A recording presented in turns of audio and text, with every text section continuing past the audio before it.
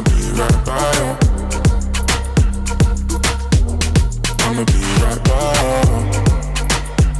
you. Good morning, welcome to episode 3, and today I am joined by Bruce Ayonote, who is the CEO and founder of Suburban Fibre. Bruce, thank you very much for taking the time to speak to me today. Really excited to hear what it is you have to say to both businesses out there as well as some of the initiatives you're taking and problems you're solving. So welcome, thank you. Hi Nick, the pleasure is always ours. Thank you. How's it? Sorry for interrupting. I'm too quick off the mark there. But how's it been during the lockdown period? I ask everybody the same question. I get a variation of answers. I'll give you an experience of in the south of England, in Brighton. We've had some lockdown lifted, so you can at least go to the park and go sit in the park for longer periods of time or extended periods of time. But the home working situation still remains, mixing personal life with kids and work. But I must say, I've been working far more hours than I'm used to. Yeah, it's the same. Initially, it was very strange, and had a lot of coping to do because obviously I need focus, and the family doesn't totally understand that. So at some point, I said to my wife that,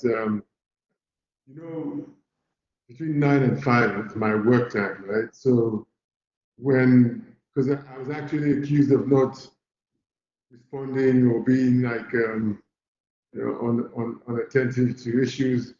And I was like, well, because this time used to be my work time, and it still is my work time. So I'm actually choosing 2 balls. So I apologize for the late responses or seemingly not being attentive, but I'm trying to juggle 2 balls. So it's really that serious. You have the work and your life now, mixed right together. Yeah. So you need some adjustment. You need to be patient. You need to understand that the family has never seen you in the office in that mode. They haven't seen you in that mode. You're used to them seeing you when you're leaving and coming back, and sometimes short visits in the office, but not 6 or 7 hours in meetings back to back. So once I realized that, sort of changed my my levels of concern, because at some point I was wondering, guys, can't you see I'm working? But now I get it, and we're in sync. We have an agreement. It's probably one of the hardest things I've had to do because we're so used to our routines, and now being able to have to blend the two, I think has been a challenge. And I can't imagine being or trying to do it without the right technology at home. So from a Suburban Fibre point of view, what initiatives or what issues have you guys been looking at, and where have your challenges been met with real solutions? It'd be specifically nice to hear maybe some of the OEMs you work with, some of the products you're using, and how those are contributing to a better work-life balance, but more than that, solving problems for your customers as well. Okay. So I'll answer the question pre and during COVID, because things have changed since COVID. So pre-COVID, one of the major things we were doing was deploying public hotspots. So we do obviously build a fiber infrastructure into businesses and homes, but we overlay the infrastructure with hotspots, with Wi-Fi, in the homes or in the businesses. But then we were building public hotspots, so in universities, in public locations, in restaurants, cafes, and the initial technology, we had a different OEM, and they had more of a central physical controller. We had to run connections from the controller to the access points and deploy.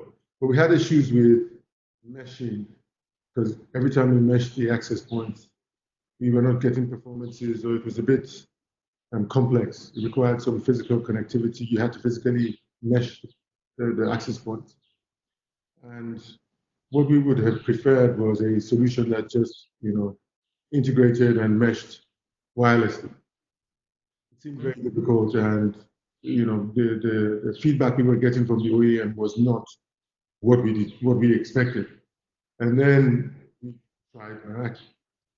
I'm not saying this because you have a big Meraki sign on your chest, but this is reality. Total reality. Total reality. Sounds so suspect. So we tried Meraki, and two things happened, or two scenarios that I'll share. So the first one was in the Christmas. We had a bank came to us and said, they're in Lagos, and they said, can you deploy Wi-Fi for our end of year party? And we're like, yes, we can. And they said, okay, we're expecting 1,000 people over this space in the marina in Lagos. And we're like, okay, no problem, we could do this. Because we have this really nice guest Wi-Fi portal. It's a complete cloud for Y. Really, really cool gear. And so I had a briefing with my team, and I said, guys, we're going to use Meraki. This is one of the reasons why we're using Meraki, because my guys were totally OEM because they had gotten used to it over years. And just the general transition to Meraki was meeting normal resistance around change. Because every time you try to deploy it, they'll be like, oh, well, it doesn't do what this does. You're like, take your time, study, get the resources. And so this case came and I said, okay, here we are. We have a customer in Lagos. Controller is in Abuja. The only way you can deploy this service for 1,000 customers is if you carry the controller or bought another controller and deployed in Lagos and connect it back to our network, which is very cumbersome. But with Meraki, it's a cloud-managed system.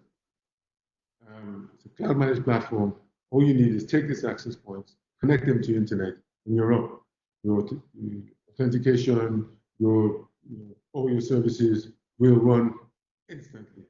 And the guys were like, really? I'm like, yes, try this out. That's what it says. Let's try that. So they take the access points, fly over to Lagos, connect the access points.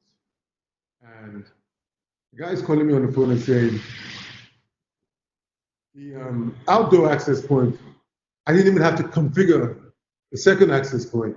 It configures itself and, it just comes up. So in an instant, he had the whole deployment done, very successful event, lasted 3 days, and it was seamless.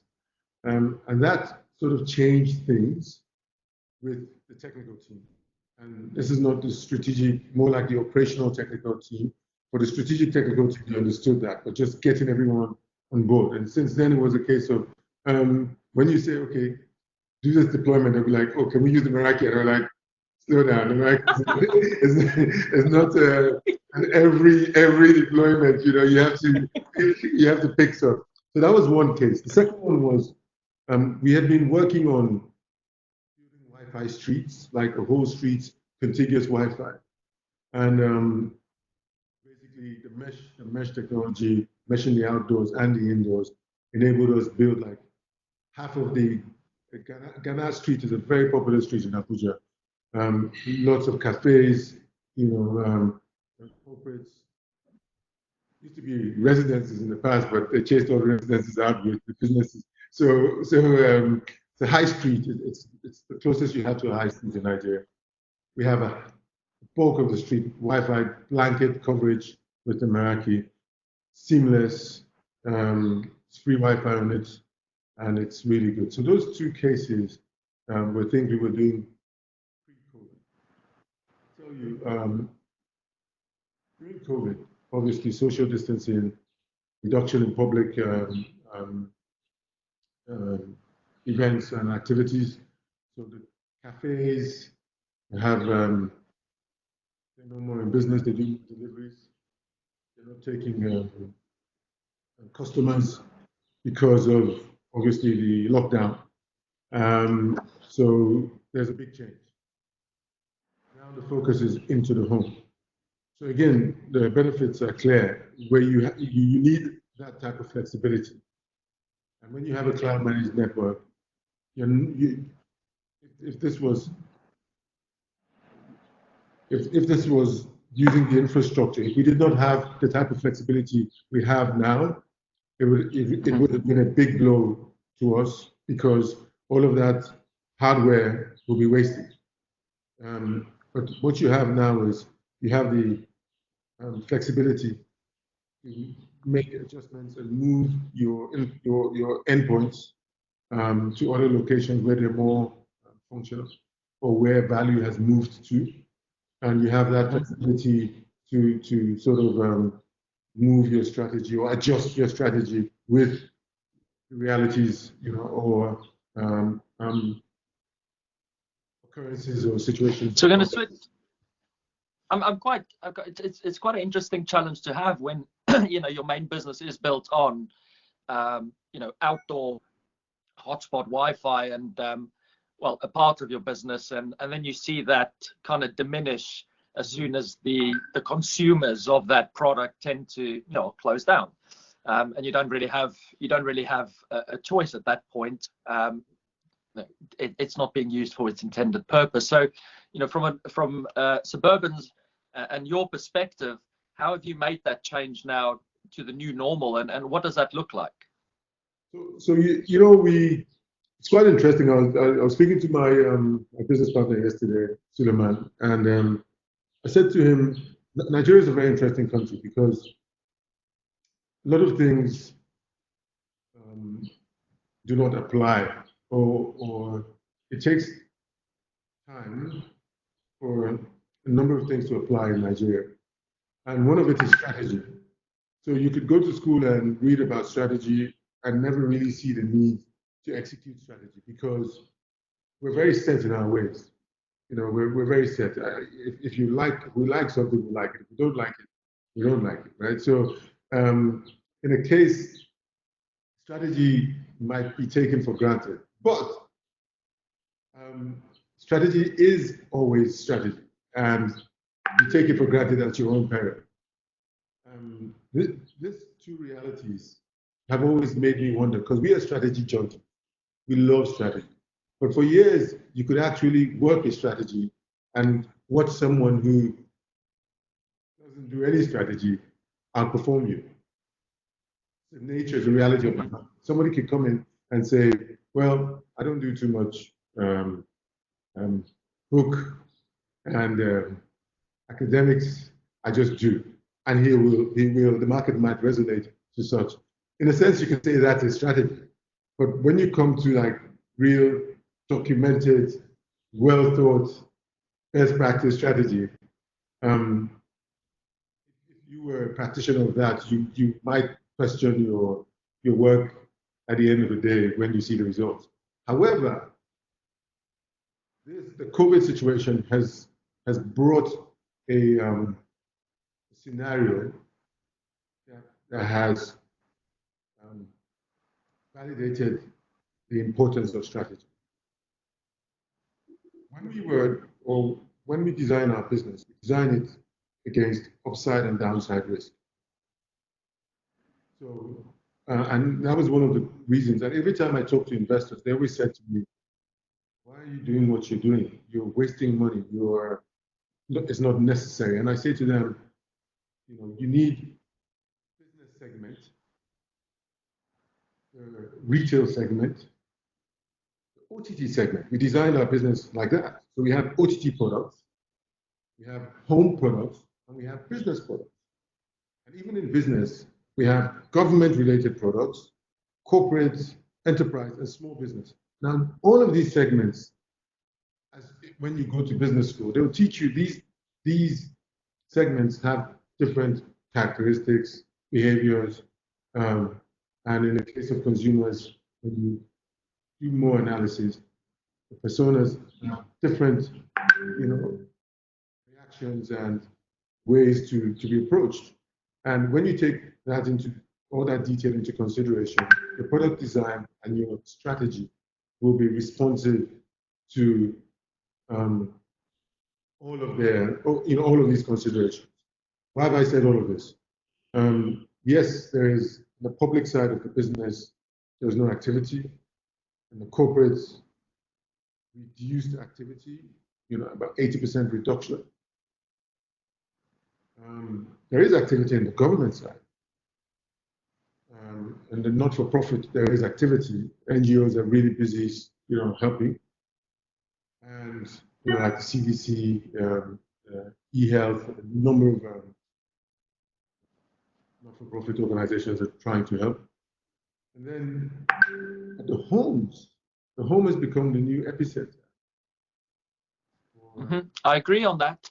And I actually had a discussion with my wife last night, and we were talking about, what is it going to be like once shops open? And I think the whole experience of retail is that somebody goes out, they go and enjoy the experience of going into a retail shop, a clothing shop, a furniture shop, whatever it is. There's the whole experience being built around the foot traffic. And what COVID is doing is it's taking that experience and challenging it and saying, okay, well, what's the experience going to be like now? And I really do think that the home is going to be the new pivot, right? Where you are going to be focusing on delivering, or at least acquiring, assets into your home that are going to make your life more comfortable. And I think bringing work into home has obviously changed that as well.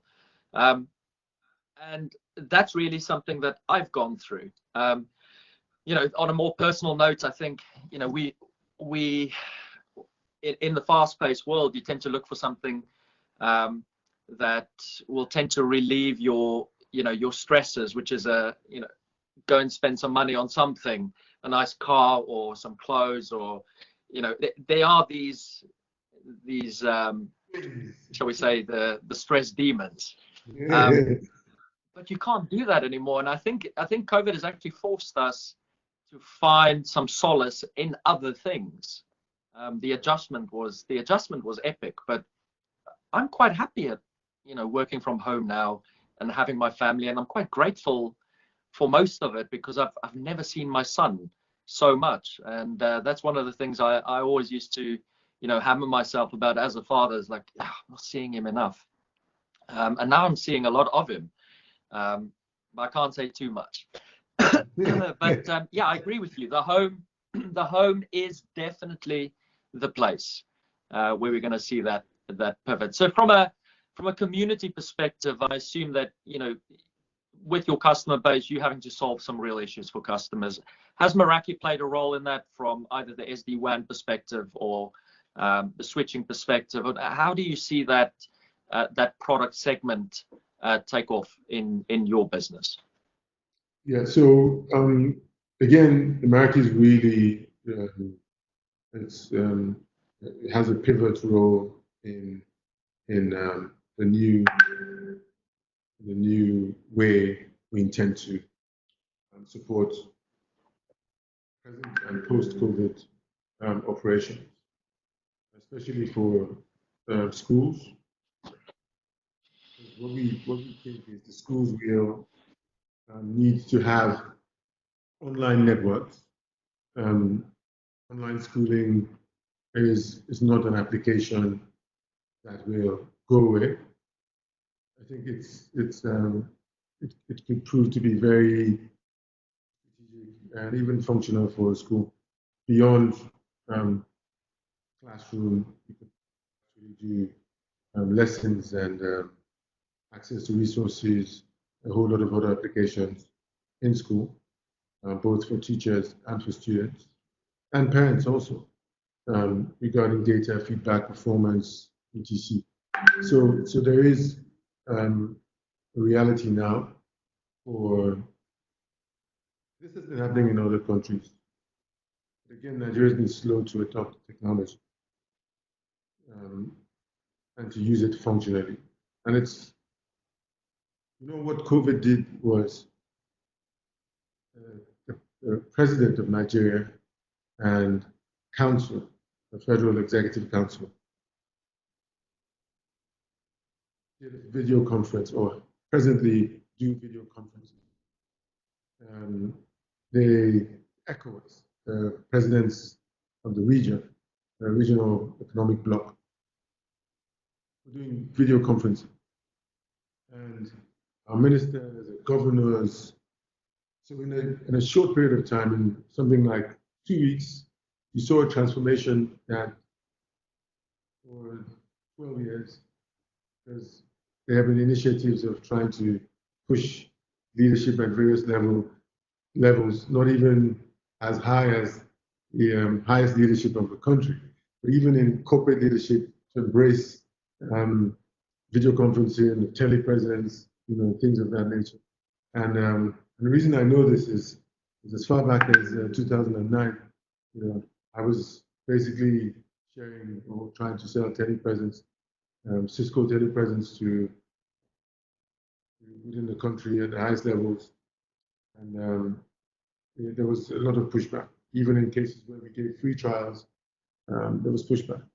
But now you see mass adoption. What this does, what it shows in a sense is we actually, as much as we like good quality things, we resist technology. We don't use technology. And that's one area I'd like to see Nigerians do more, because technology is one of the reasons affecting our ability to optimize our value, because we have like very strong value. We're very manual and we don't rely on technology a lot, and that continues to make us inefficient. I think if we, and sort of adopting technology is not walking into a high-tech building and showing off gadgets. It's using technology to achieve objectives or functions or applications in a more efficient way. So like in education, we keep complaining about, I saw there was a post about when people started talking and doing online school, there were these kids who looked underprivileged. There was and they said, yes, we've heard about online school. How about us, right? And it was almost saying like, for the poor, we don't have a say in online school. Don't forget us. And I looked and I shook my head and said, this is so wrong. Well, and everyone was sharing and saying, oh yes, yes, and I'm like, you missed the whole point. This kids now more than ever, they have the empowerment to have the quality of the same education that the so-called rich or elite have, because technology doesn't discriminate. It gives you access into the same content. It's now you what you use it to do. So I'm saying to the guy who has been deprived, and technology is your best cheerleader. Technology will take you, better off than anyone else to where you're meant to be. So if we keep on thinking technology is elite or it's has some agenda, then that is really myopic and does not help. But it's really it's the real democracy.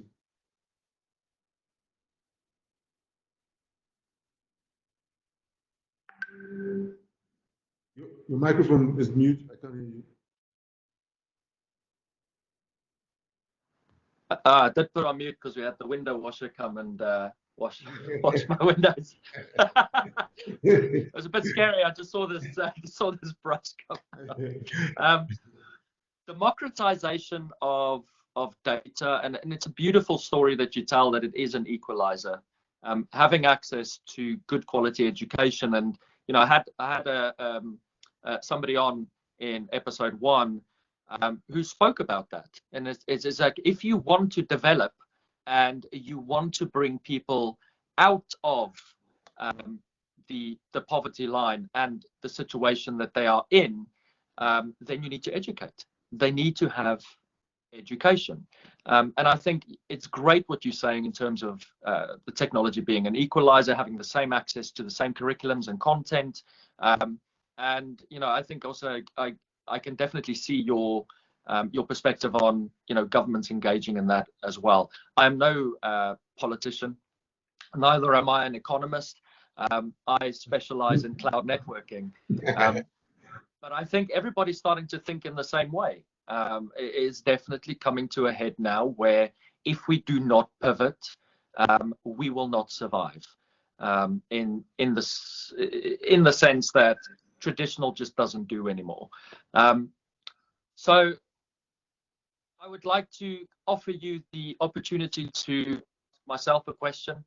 I normally give that to everybody at the end of the interview. So you can either reserve not to, or you can ask a question, be any question, and I'll do my best to answer it for you. Can I ask more than one question? Hey, I'm asking the questions, yeah. Okay. I think post-COVID, there will be a change, major change, or strategies will change. I assume, your business also will respond to all of the feedback we have received, over the period, and scenarios that could possibly happen. Your product, your technology is very well taught, and it takes away a lot of complexity, adaptable and usable. Actually makes it more fun. How would you proliferate? Because it's not a mass market, service or gear. It's a bit on the higher end of the pricing range. What thoughts do you have to make it more accessible? Not because of, and this is me saying, like, if I had a brand and I started off as a niche service, I found out that, look, everyone needs me. I'm an essential service. Will I continue to be a niche and be for the few, or will I change my strategy and make it a bit more accessible to the many? That's my question. That's a really good question, a tough one at that. So I was expecting something from you, quite tricky. So let me start off by saying, I'll leave the strategy for the strategists within Cisco and Cisco Meraki. However, we have plenty of examples, specifically in East Africa as well. If you're talking about education and bringing Meraki to the education sector, I think the Meraki product, in terms of its ability to be a cloud managed architecture, allows us not to just focus on the additional or the capex, let's say. I think a lot of the costs that we look at when we manage networks is built into the OpEx, the management of it, the post-installation maintenance. And I think there's a twofold. Yes, Meraki is a premium product. It really does drive a lot of the democratization of data, so people can actually use that data. If we're thinking of a mass market, we have to think about where the mass market is going. So from my perspective, I believe the mass market is going to the home. It is building an environment and an ecosystem in the home that is allowing anybody and everybody to access assets outside of their home. It's allowing people to build offices in their homes. And where does Meraki and Cisco play a role in that? I believe it's in the software business. So once you have your delivery of connectivity to the house and you have your laptop, you can put something on there like mobile device management on the laptop. And all you need is a hub in a data center. It could also be a virtual data center using Amazon, using Azure. And there's, again, a virtual perimeter device, an MX in the cloud to give people access to the cloud and connect securely and run SD-WAN like services. So, cutting out the cost of expensive connectivity. If we think about, am I looking after the product in most of Africa, shall we say, pliable as putty when it comes to negotiations on making sure that the price is right and economically it works for our customers, then absolutely. And we have a great number of supporters within the business that want to do that and ensure that everybody has access to it. I can probably name a few projects where I've had to go up to an executive level to ask for almost a sponsorship like price support, and that has happened without hesitation. And I think it's just down to the values that we operate, which is care deeply. I think me coming from South Africa on a personal level, South Africa, growing up in South Africa, I received a lot. I think Africa has given me a sense of place, a sense of community, a sense of caring. Even when I come to Nigeria, I feel at home.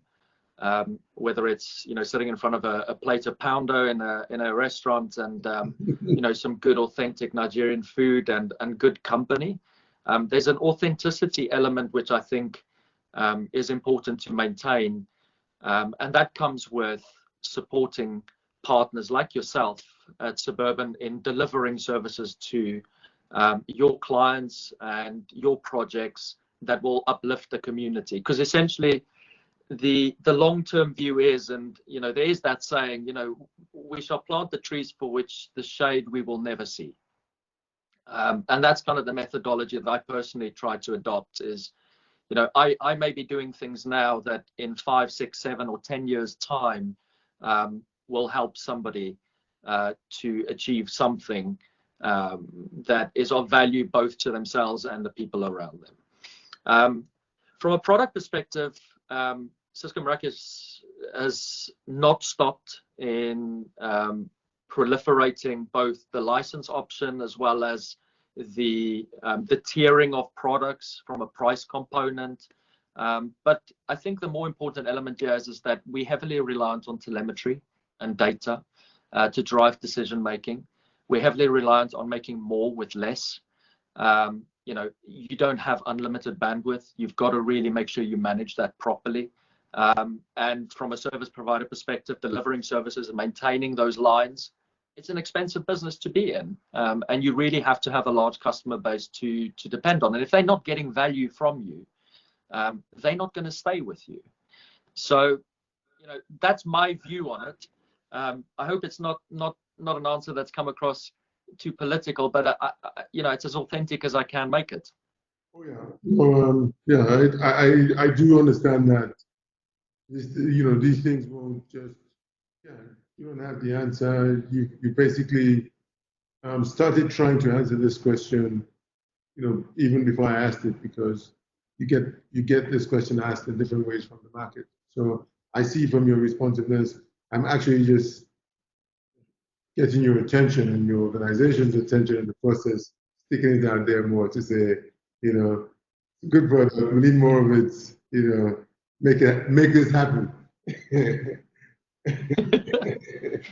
I take that challenge very, very seriously, very seriously. Bruce, I really thank you for your time today. I've really appreciated your time. I know you're a busy man out there in Nigeria, and I look forward to my time where I can come back and sit down and have some FaceTime with you and the team. So from me here in the UK, the wind has at least stopped.